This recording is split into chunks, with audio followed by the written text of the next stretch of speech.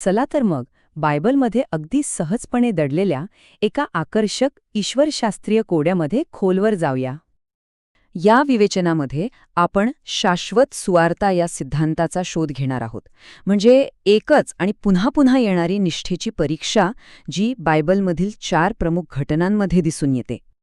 चला अगदी पहिल्या आज्ञेपासूनच सुरुवात करूया आणि पाहूया की हा पॅटर्न कसा तयार होतो. आता या स्लाइडबद्दलची एक मनोरंजक गोष्ट म्हणजे ती एकाच मूलभूत प्रश्नाला समोर ठेवते. अंतिम उपासनेसाठी कोण किंवा काय पात्र आहे? आणि हेच तर मूळ मोह आहे. म्हणजे देवाच्या वचनावरील विश्वासापेक्षा शारीरिक अस्तित्व आणि इच्छांना जास्त महत्त्व देणे. या मोहाला दिलेलं हे उत्तर खूप महत्वाचं आहे. हे स्पष्ट करतं की खरी निष्ठा शारीरिक गरजांवर नाही, तर देवाच्या वचनावर अवलंबून आहे. आणि हेच ते दैवी तत्व आहे जे इथे धोक्यात आहे.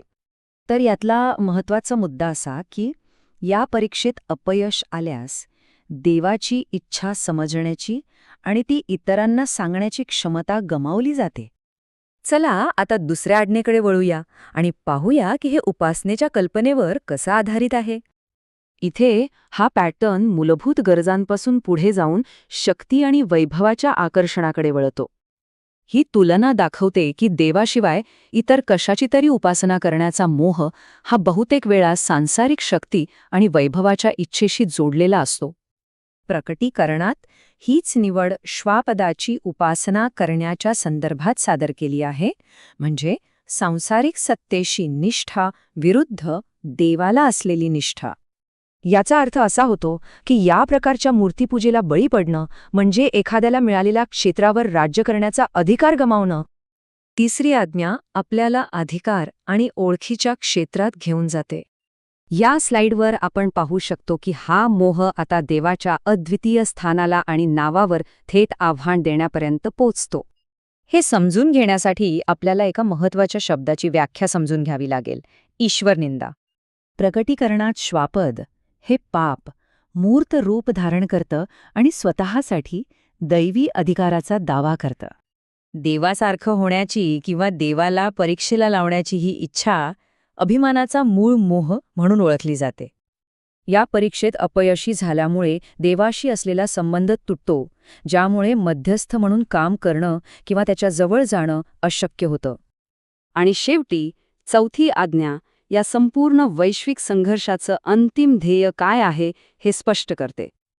इथे संघर्ष यावर केंद्रित आहे की सृष्टीसाठी देवाची अंतिम योजना म्हणजे एक परिपूर्ण विश्रांतीची अवस्था साकार होईल की नाही. देवाला विरोध करणाऱ्या शक्ती ही वचन दिलेली विश्रांती रोखण्यासाठी थेट काळाच्या आणि कायद्याच्या रचनेवर हल्ला करतात. हे दाखवतं की सार्वकालिक जीवनाचा मार्ग का बंद करावा लागला. सृष्टीसाठी खऱ्या नीतिमान विश्रांतीचं वचन जपण्यासाठी हे गरजेचं होतं. तर या सगळ्या पॅटर्नमधून आपण कोणता एक महत्त्वाचा संदेश घेऊ शकतो? ही सगळी आव्हानं 3 मुख्य मोहांमध्ये विभागली जातात, ज्यांचा मानवजातीने एदन बागेपासून ते काळाच्या अंतापर्यंत सामना केला आहे.